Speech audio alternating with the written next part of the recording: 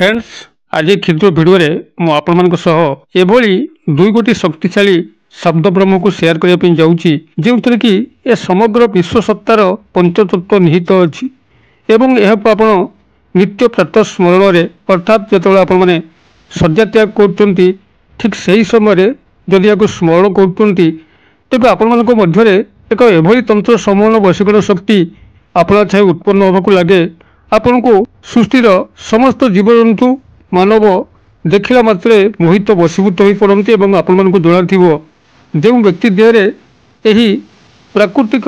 समूहन वशीकरण शक्तिर उत्पन्न होता है संसार में एभली कौन काम ना जहाँ ता माध्यम न हो पारे जिते जहाँ इच्छा करती आपको तत्काल प्राप्त होगा लगे यही शक्तिशाली दुई शब्द ब्रह्मर नित्य जपन फल आपण पाखे एभली एक प्रभावशाली व्यक्तित्व फुटी उठे जहाँकि लोक मैंने आपण को अनुसरण करने लगती आपण प्रत्येक कथा को भूयसी प्रशंसा करती एवं आपण उपदेश ग्रहण करती आपण मैंने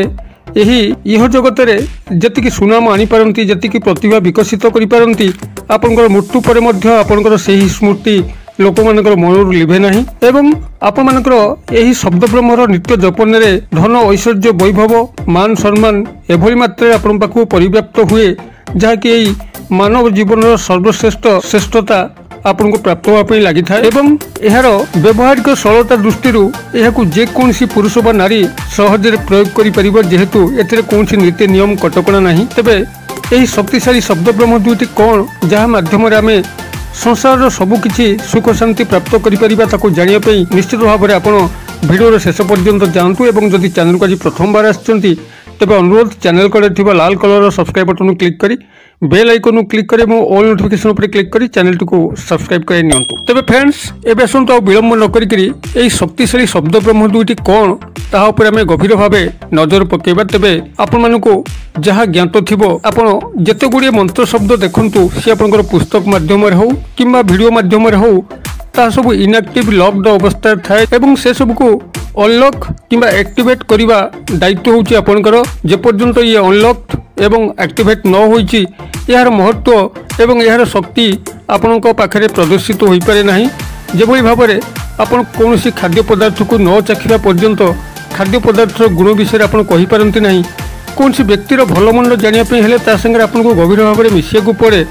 अबिकल सेही ढंगरे आपनकर एई मंत्र शब्दर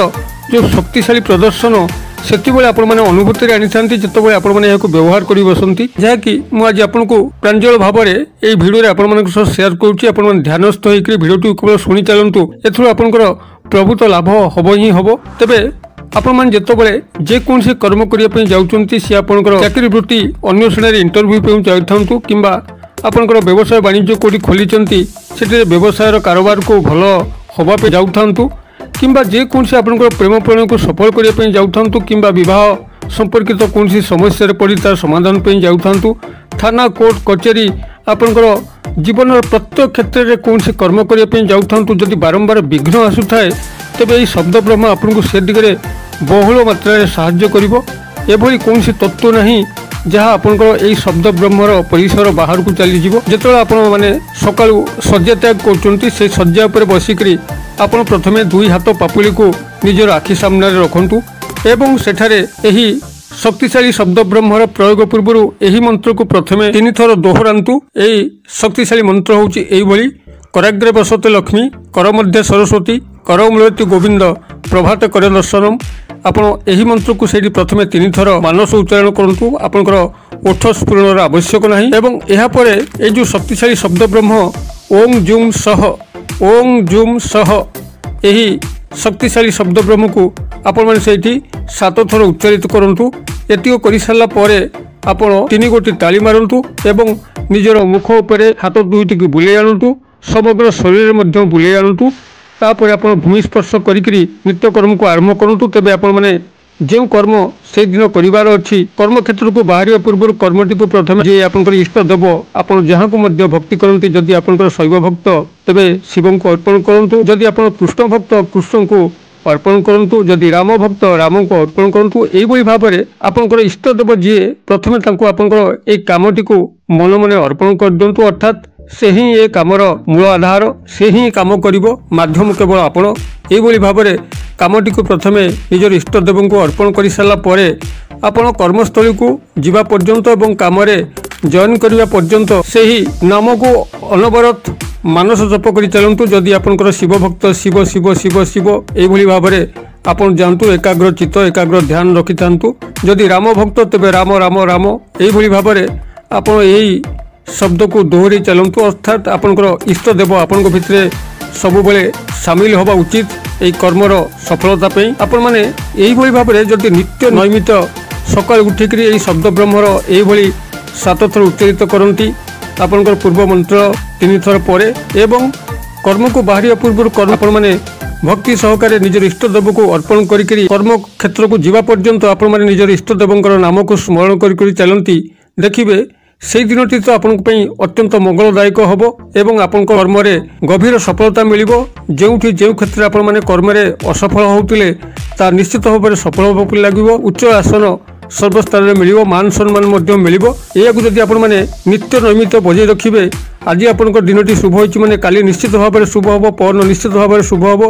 यही भाव में आपंकर मास मास वर्ष वर्ष धरिकी एभली उन्नतितर सोपान को जीवे जहाँकि आपण मानकर पूर्व पर्याय यदि लक्ष्य करेंगे जे मुझे कौन थी आस बर्तमान कौटी हेले आपण मैंने ये मंत्र शब्दर जो गभीरतार प्रभाव निजे ही लक्ष्य करेंगे। एक चमत्कारी शब्द ब्रह्मर प्रयोग यार प्रयोग में आज पर्यंत कहीं विफल होना जो मान पाखे यही सत् विश्वास अच्छी ईश्वर विश्वास अच्छी एवं भगवान जे जड़े किए अच्छा जहाँ मध्यम कि सबकि संभव हो पारे जो मान पाखे ये सद्विश्वास अच्छी निश्चित भाव में से सर्व कार्य सफल ही होता